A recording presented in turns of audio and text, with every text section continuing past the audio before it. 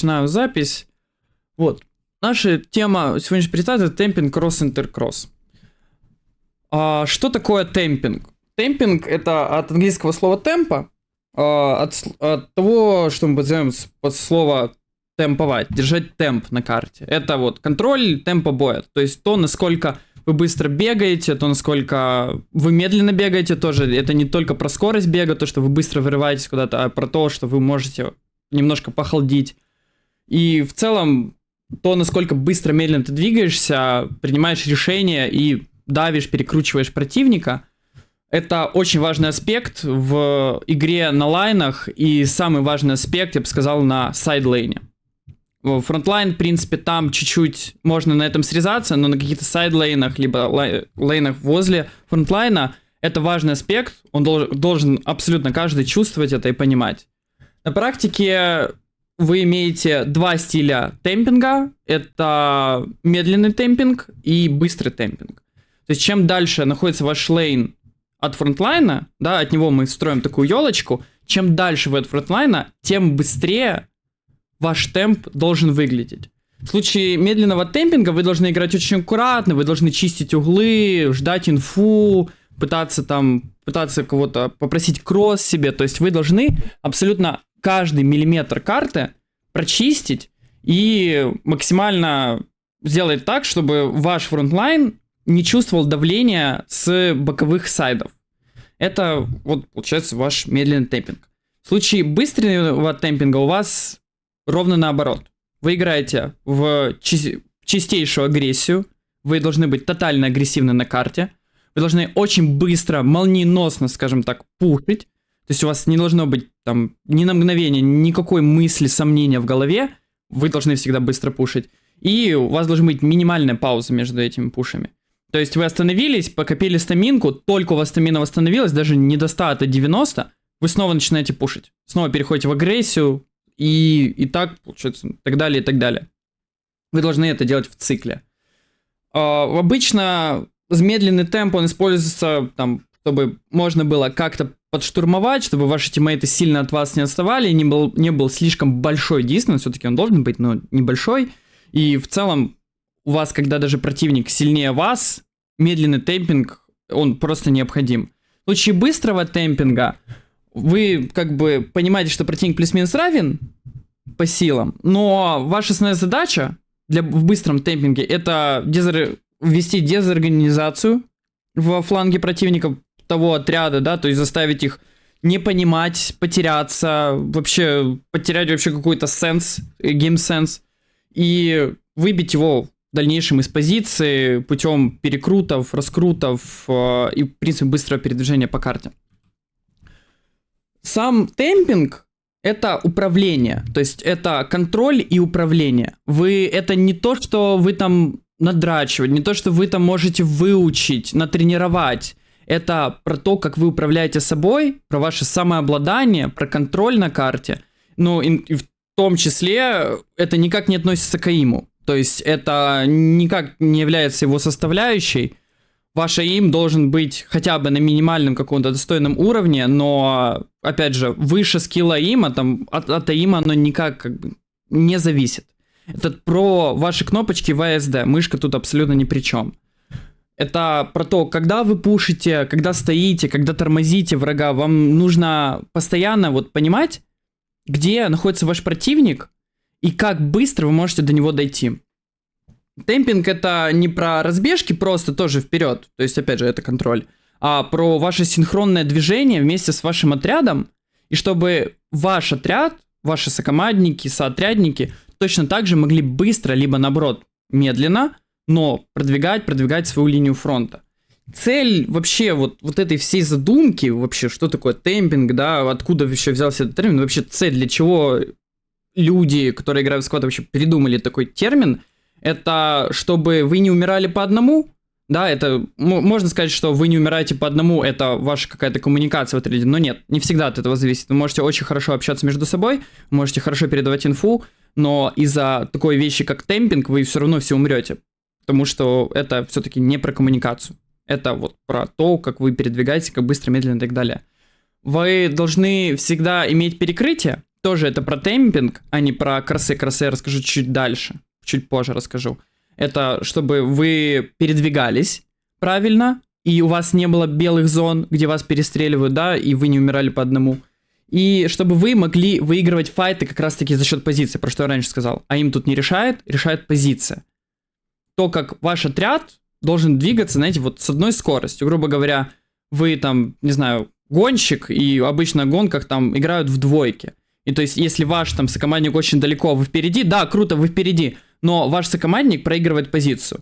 Вот тут ровно так же, когда вы играете отрядом 4, 5, 6 человек, там, даже двойкой вы играете, вы должны своему отряду напоминать: ребята, мы темпуем, и мы темпуем сейчас быстро, у нас быстрый темпинг происходит. И ваш отряд должен понимать, что такое темпинг, и когда вы колите быстро темповать, это не про то, что, опять же, побежать вперед, а темповать. Вы должны быстро передвигаться отрядом, закрывать белые зоны при этом темпинге и, в принципе, как-то пытаться организованно действовать, чтобы дезорганизовать врага и запушить его позицию без потерь, либо хотя бы с минимальными, которые можно потом восстановить, то есть поднять человека, грубо говоря.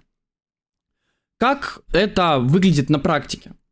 Отряд всегда двигается волнами, он имеет регулярные остановки, у него вот эти остановки происходят не всегда, но перед опасными зонами. То есть вы должны постоянно двигаться, но перед опасными зонами, там, кросс через поле, кросс через дорогу, вы постоянно останавливаетесь. У вас синхронный пик углов. Грубо говоря, вы бежите, но один человек смотрит вперед, другой влево, другой вправо.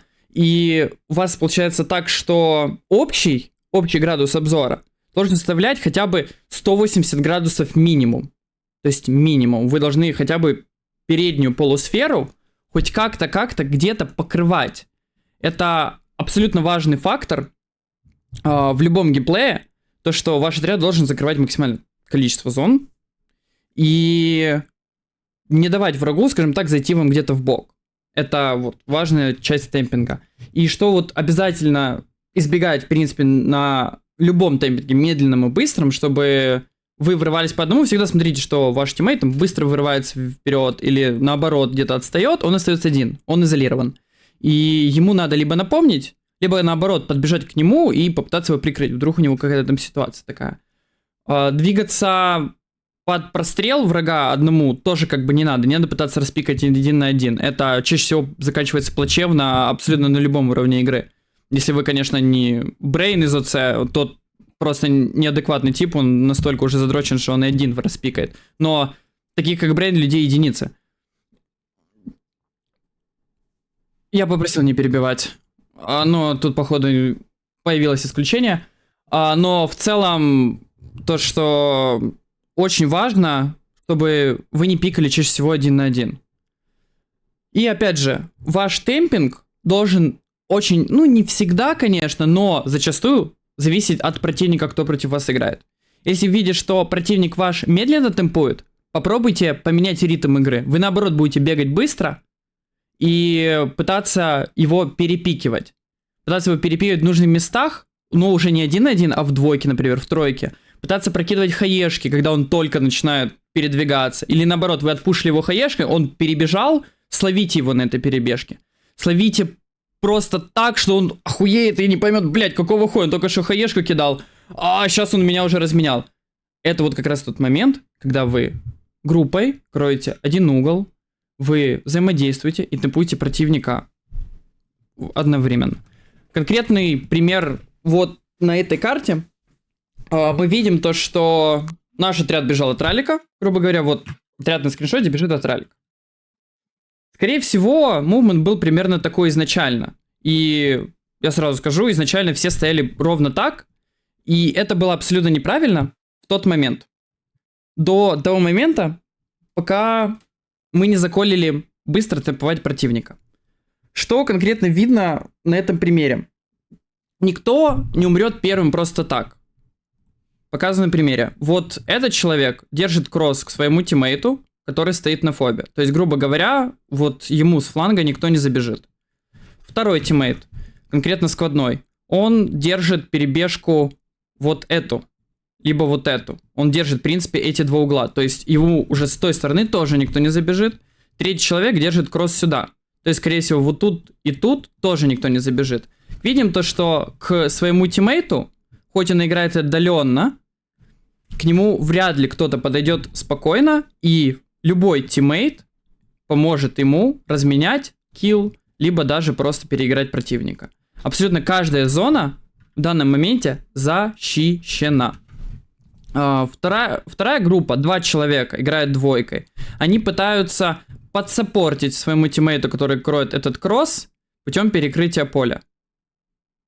Что по итогу выигранная ситуация, это скриншот с карты Пивомикса. Да, Пивомикса, против нас были слабые противники. Я никак не отрицаю. Но почему не слабые? Потому что они не использовали как раз-таки в данном случае понимание карты, понимание механик игры и понимание стратегии и тактик конкретно на поле боя.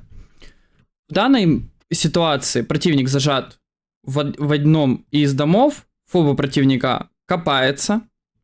Противник никак не может издать, потому что, опять же, кросс, кросс, кросс. И двойка темпует. После чего свой тиммейт начинает копать фобу, один, возможно, остается кроссить дальше, двойка начинает темповать. Двойка пытается пройти сюда, этот его саппортит, его сквадной саппортит. Двойка дальше добегает уже до этого дома, разменивает одного человека, который сидит здесь. Разменяли, круто, перевязались, похилились, пошли разменяли во второй дом, разменяли второго. Триггер выигран, позиционка идеальная, эта двойка может подпушить, помочь 12-му. И в целом уже даже и по меткам, и на карте видно то, что противник уже сильно зажался, плюс вот тут уже минометы как бы уже долбили. Они зажаты примерно вот так. Скорее всего, даже тут стоял ралик. И все. Позиция выиграна. За счет чего? Быстрый темпинг, хорошее перекрытие, довольно широкий угол для обзора, и тиммейты двигаются в двойках. В данной ситуации это тоже не идеальная позиция. Могла быть идеальнее. Но довольно выигрышная. И противник, скорее всего, останется без ничего. В данной ситуации, опять же, была выкопана фоба, выигран триггер. Было разменено очень много киллов. И по итогу они не смогли даже вернуться на точку. Как бы профит. Это один из примеров то, как выглядит темпинг. И как понять, что вы смогли как бы перетемповать врага, ваша ебало на 10-й минуте не выглядит, вот так вот. Вы не сидите просто как в карцере с гантелей в зубах и не думаете, блядь, до какого хуя я сижу под миником 10 минут подряд. Вы двигаетесь, вы пропушиваете, продавливаете противника, размениваете его, просто прожигаете абсолютно все ралики, тип ничего не может сделать, все, значит, все круто, значит, его ебало должно выглядеть так. Ваше ебало просто довольно, такой бежит, ху-ху, я выиграл скрим. Это по поводу темпинга. Есть какие-то вопросы? Вопросов нет, прекрасно. Значит, смотрим дальше. Давай вопрос.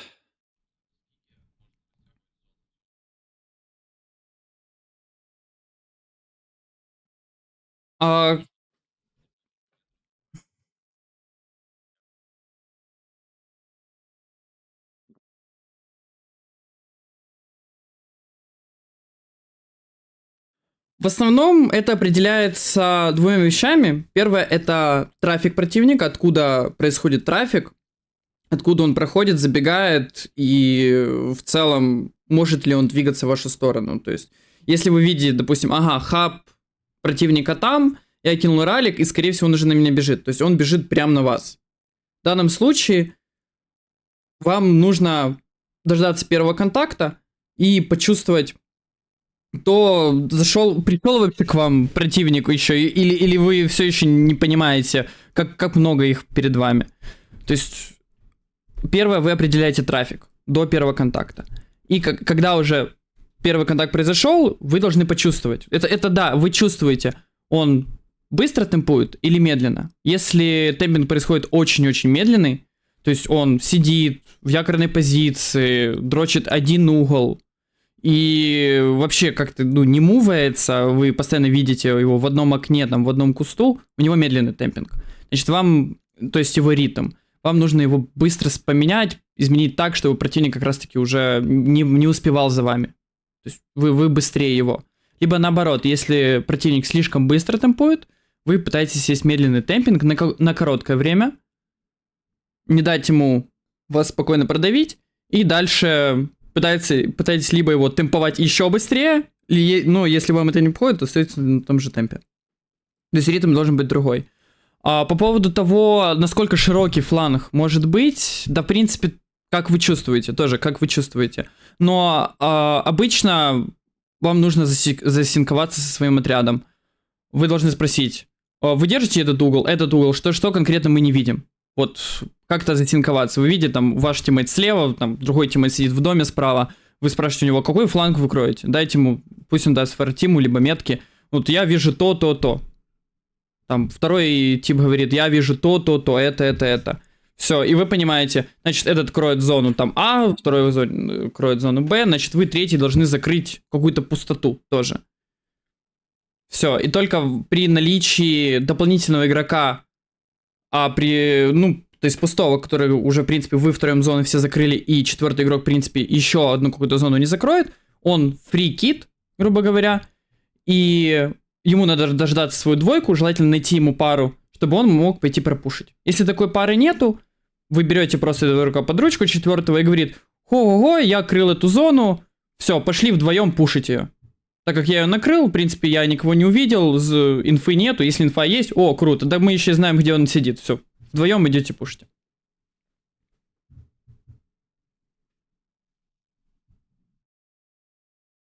Я вроде бы на весь вопрос ответил. Окей, тогда если вопросов дальше нету по поводу темпинга, давайте идти в сторону второго мини-топика. Это топик, что такое кросс. Кросс — это на русском перекрестный огонь. От слова кросс на английском это значит просто обычно крестик. Да, крест-крестик. Но в нашем случае кросс — это вот непосредственно перекрестный огонь по одной какой-то зоне, так как мы рассматриваем это в сторону одного какого-то индивидуального игрока. Это не просто вы стоите на месте и просто с кем-то пытаетесь синхронизироваться, а пик разных улов с разных позиций. Вы смотрите, вам нужен этот кросс не для того, чтобы просто убить противника, а чтобы не дать ему занять какую-то важную позицию, не дать перебежку в триггер, который сейчас контестится. И в целом как-то зажать его, чтобы он не так уже просто свободно передвигался по карте. Это нужно, в принципе, для того, чтобы противник просто, почувствовал себя как собака на цепи. Он такой думает, вот я раньше так бегал, а теперь уже перебегать эту дорогу так не могу, потому что кто-то сидит, меня смотрит. Вот это как раз-таки то, что мы называем кроссом. Без кросса враг просто, он ходит, бегает, убил одного, ушел, все, он спокойно, то есть он себя чувствует как рыба в воде. Он пришел, задул, его пошел обратно, медик его подхилял, он снова побежал, все, кросса нет, то есть а ваши тиммейты теряются, они умирают в триггере, а потом какого хера мы теряем триггер, мы на тикетблиде сидим, потому что вы не дали кросс своему тиммейту. С кроссом такого не будет, потому что если как только враг выходит, он получает в лицо, так еще и непонятно откуда. Потому что, да, возможно, он найдет ваш кросс рано или поздно, но в первый раз чаще всего кросс не находят ваш. Не сразу понятно, откуда вас кросснули. И по итогу он не может даже вас разменять, он не может выиграть размен, так как он не ожидал вашего кросса, вы не умираете, скорее всего, только если через какое-то время вы не поменяли позицию и вам дали ГП. Предположим, такая ситуация может быть, да? И по итогу он теряет тикет, и ваш отряд может как-то спокойно подпушить, а его отряд не может. В общих чертах кросс — это защита от тупых смертей. Если вы даете кросс против противника, ваш тиммейт может спокойно подойти, и его как раз-таки уже не смогут убить, просто так, стоя, начекивая, напикивая угол, откуда бы, если бы не было кросса, он бы мог найти вашего тиммейта. В итоге ваш кросс должен заставить противника ощутить 3 главные вещи. То, что враг уже не может вас пикнуть безопасно, ему приходится рисковать на пиках, он постоянно может потерять свою позицию, в данном случае, его абсолютно любой выход сопровождается моментальным хитом. То есть вы сидите, его кроссите, он вас ожидает, даже если он уже вас ожидает, он приходит второй раз на ваш кросс, даже если он знает, где вы находитесь в преимущественной позиции, так как вы не двигаетесь, вы можете нажать кнопочку Shift, как только вы увидите, вам достаточно нажать LKM. А ему придется вас еще найти при цели, довестись и без шифта тапнуть вас. Это тяжело для него будет гораздо. Вы в данном случае в преимуществе. То есть, как минимум, вы уже нанесете врагу урон. Даже если вы умрете, вдруг такая ситуация, да, у типа гораздо быстрее реакция, быстрее АИМ, там, я не знаю, бог его благословил сегодня вас убить, ваш кросс там законтрить, но вы точно уже нанесете ему урон. И третье, они просто начинают метаться по карте, как синяки за пивом на паблике. Ребята сидели в своей позиции, сидели, вы прибежали к ним какой-то серьезный кросс давать, они уже так просто не сидят у себя в каких-то точках, так уже просто не бегают на свою задуманную какую-то точку, крышу там, какой-то пиксель себе не находят, у них уже это не получается, и они уже просто метаются, там, мечут бисер просто перед свиньями, не понимают, где конкретно мне сесть, чтобы этот тип меня перестал простреливать. Какая-то тварь села в кустах или в окне и просто не дает мне жить. Такая мысль должна возникать у противника, не у вас. И, опять же, правильно, вот есть такая микромеханика в кроссе, как дистанцирующаяся сеть. Это такой термин, который не часто употребляется, я его слышал очень редко, но кто-то мне его когда-то сказал, я запомнил, мне понравился термин, в принципе, я это так продолжаю называть, дистанцирующаяся сеть. Вы никогда не стоите друг с рядом другом, чтобы вас не закрыли рандомные хп или гранаты сразу двоих. Это, в принципе, это не просто правило, это закон, нерушимый как гравитация, не только на кроссах, не только там на темпинге, а в принципе. Стоять в двойке где-то в одно окно там или в одной точке, где вас закрывается одной гранатой либо одной ГП, это вот просто плохая привычка. Она тянется с паблика, разрушайте ее. Вы должны на кроссах контролировать большую часть карты. То есть обычно один кросс в одно окно, в какой-то лес, какой-то куст, это нельзя назвать кроссом. Это вы просто какую-то держите, какой-то ультраузкий, ультранаправленный угол. А конкретно кросс это про то, что вы держите либо несколько позиций, либо довольно одну какую-то очень широкую позицию, где что является ключевой задачей для противника, где им нужно пропушить.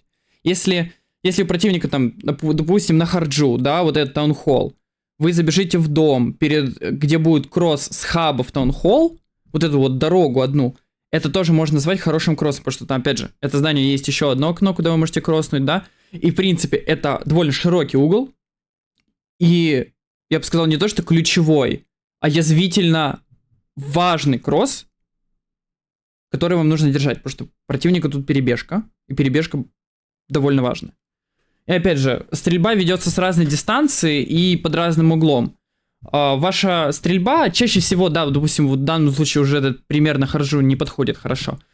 В целом там можно его применить, но лучше все-таки там уже держать несколько углов, чем перебегать постоянно. Ваш кросс должен быть виден с разных позиций. Например, вас обнаружили на кроссе, у вас должно быть какое-то еще одно место, которое будет держать ровно тот же угол, или ровно несколько таких же углов, либо, опять же, один широкий такой же угол, но на другой позиции, буквально там 5-10 метров уже хорошо. Уже хорошо.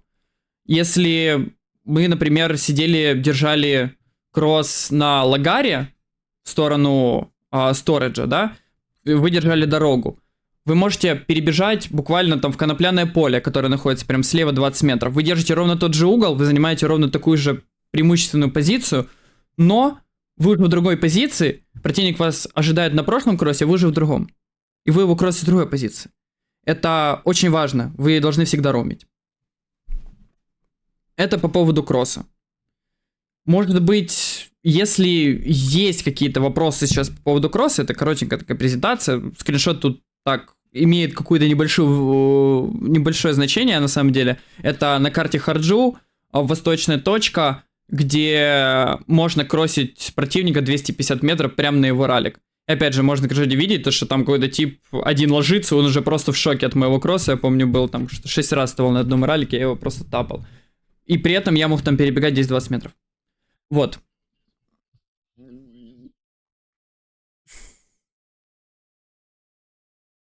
Понял, Лозик, очень смешно. Язвительный кросс я ни разу не сказал.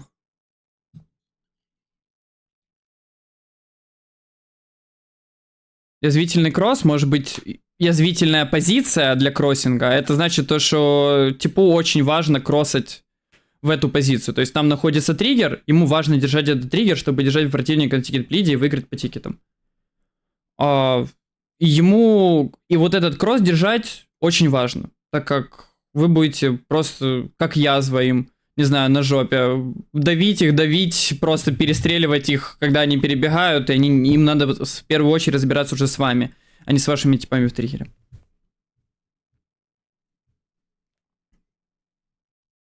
Есть еще какие-то вопросы? Нет, все, прекрасно. И переходим к последней вещи. Что такое интеркросс? Интеркросс — это разновидность кроссинга, но уже рассчитана на не индивидуальный геймплей, либо на 2 человек, а рассчитана на большее количество.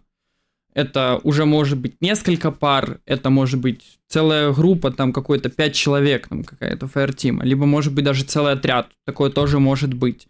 Если это нужно, если это действительно уместно на каких-то картах, это уникальный случай, но уместно иногда все-таки в каких-то случаях, когда целый отряд может сидеть и кроссить всей команде. Например, на карте Фалуджа мы имеем нижнюю, сековский лейер, я имею в виду, нижняя точка базар, вы можете быстро перепушить, но дальше вам уже не дадут. Буквально там какой-то РВС, который вас контролит, вы буквально 2 пустили им дальше в бэкдор, пусть они бегут на хаб, а остальные там почти весь отряд будет сидеть кроссить этот мозг. Это может быть, опять же, это не лучшее применение целого отряда, но если ситуация того вымогая, то стоит это применять.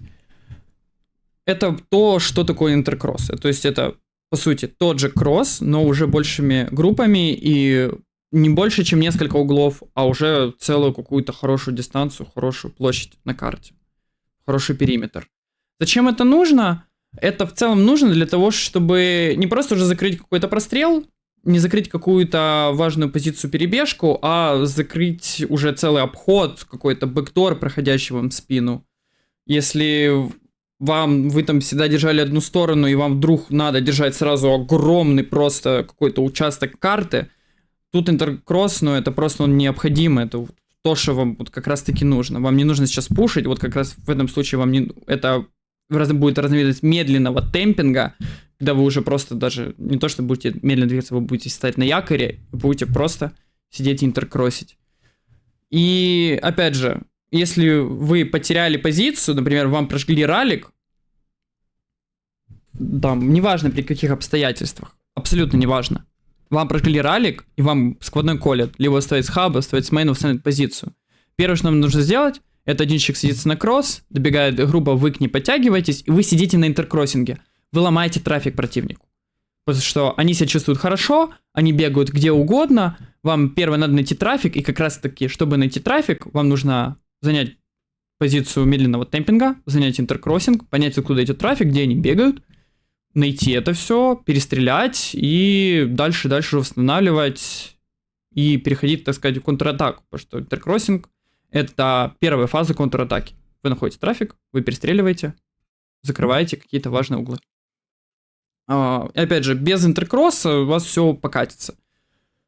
И как раз-таки интеркросс, если кросс это была защита от тупых смертей, то кросс это уже защита от бэкдора и картфлиппинга. Я надеюсь, всем понятно, что такое картфлиппинг. Мне надо объяснить, что такое картфлиппинг. Всем понятно? Если картфлиппинг, давайте какими-то простыми терминами я обойдусь. Когда у вас палят ралик, но люди все еще живы, вам просто прожгли ралик, у вас упало направление. Картфлиппинг — это то, когда противник заставляет вас вести уже так, как не было запланировано изначально. Грубо говоря, вам прошли в бэкдор, вместо того, чтобы фронтлайн играл уже на фронтлайне, он фулл бросает фронтлайн, идет бороться с бэкдором, хотя это должен заниматься бэклайн. Или, например, вам сайдлейн пропушили полностью, у него упал ралик, он колет вам про саппорт, а бэклайн занимается чем-то другим, там приходит какой-то вообще левый отряд, который занимается абсолютно там другой задачей на абсолютно другом конце карты, он еще раз рероумится, это картфлиппинг. То есть вы заставляете противника не просто уже там потерять один лайн, вы заставляете всю команду терять свою позицию, абсолютно всю. Там все начинают заниматься, где, в общем, на карте происходит хаос. Картфлиппинг — это вот как раз-таки вы заставляете вражескую команду заниматься этим хаосом, устраивать самой себе такой саботаж. Это картфлиппинг. Тоже, это отдельная задача. Вот как раз-таки интеркросс — это вот защита от этого картфлиппинга, где вам не нужно втягивать другие отряды, восстанавливать свой лайн. То есть не нужно, вы их не трогаете. Вы сами можете спокойно восстановиться за счет интеркросса. Вот такая защита от вот этого картфлиппинга. И в целом при такой защите от картфлиппинга вам важно иметь две вещи. Это связь между позициями не только своего отряда и других отрядов. И это ключевой момент. Коммуникация между собой. На данном скриншоте можно вот рассмотреть как раз-таки то, что мы можем увидеть. Пойду, вот, как тут написано. SL в данный момент, в данном случае, был контрольным SL я спокойно держал себе север. Я стоял, начекивал себе один угол, второй угол вот это здание. То есть минимум вот эта зона уже закрыта. Двойка, которая играла со мной, они вдвоем давали хороший кросс в двойке. Они контролили перебежку мне на север, и они контролили дальний угол, который я, к сожалению, не мог видеть. То есть они контролили вот эту зону и вот эту зону. Не давали тоже противнику спокойно пробежать дальше на север. То есть я разбирался с теми, которые там остались. Либо у тех, кто стоял, например, на этой карте ралик, они могли спокойно пробежать ко мне. Я стоял в кроссе, очень хорошем. И они не могли никак меня забрать оттуда. То есть им приходилось либо колить на меня минак, либо колить какую-то ГП очень дальнюю, которая должна еще занять позицию, чтобы меня закрыть. Но, опять же, это уже другой моментик. Двойка, которая держала хаб, они не давали противнику выйти с хаба. Насколько помню, с этого здания выход либо тут, тоже есть выход. Но в целом они держали южную часть. На мозг конкретно держал уже как раз-таки вот этот выход. Там очень узенький коридор. Вот этот сквозной конкретно. Эти ребята пытались восстановить свой кросс, который помогал, саппортил там южная часть. Тоже откуда у противника мог быть ралик. И школа одержала эту перебежку. То есть в данном случае мы контролим противника здесь, здесь и здесь. Единственная зона не законтроленная — это вот эти дома. Ну, их, опять же, отсюда никак не законтролишь, это уже непосредственно сама игра на фланге. И вот этот коридор. На карте здесь мы видим то, что у нас есть один нокнутый, здесь тройка, которая один медик хилит своего сквадного, и второй медик спокойно идет, его поднимает. Вот конкретно вот эта совокупность всех кроссов и дает понимание, что такое интеркросс. Когда все сквады занимаются тем, чем нужно, они все практически сейчас уже сидят на кроссе, либо хотя бы половина игроков сидят на кроссах. И есть вот эти ребята фришные, которые могут спокойно дать плюсы и как раз-таки уже добежать до этого коридора и спокойно пушить дальше. Это то, что такое непосредственно интеркросс. И вот это тоже, опять же, я не могу утверждать, что это идеальная позиция, но она довольно близка к идеалу. И, опять же, это была карта Фаллуджа. Я не помню, против какой команды, но данная позиция довольно выигрышная. Проиграть может быть только какая-то глупость, либо ошибка отряда, либо даже одного игрока. Иногда даже такое бывает. В целом, это все, про что я хотел сегодня рассказать. Если есть вопросы масштабные, которые вы записали, можете задавать.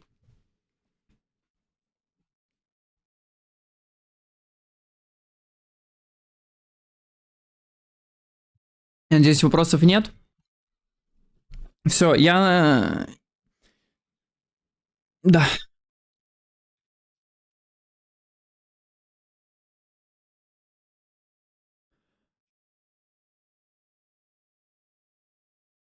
А, и-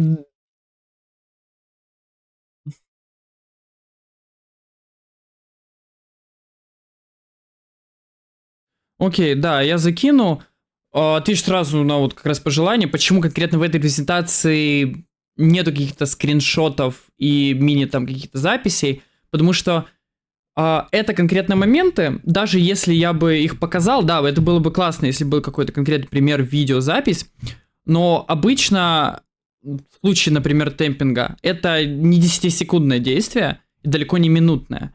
Это такое методичное продвижение, методичная работа своим отрядом, да еще и в нескольких играх.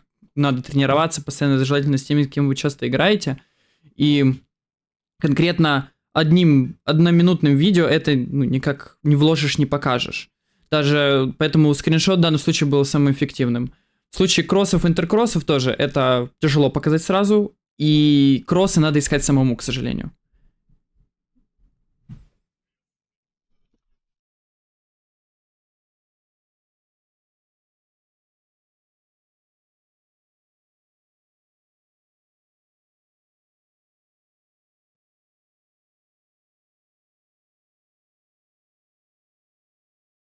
Я понял, если...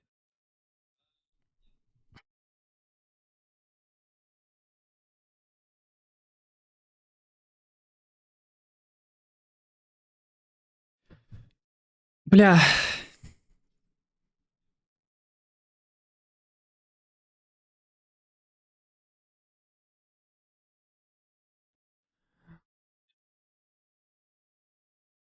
в целом...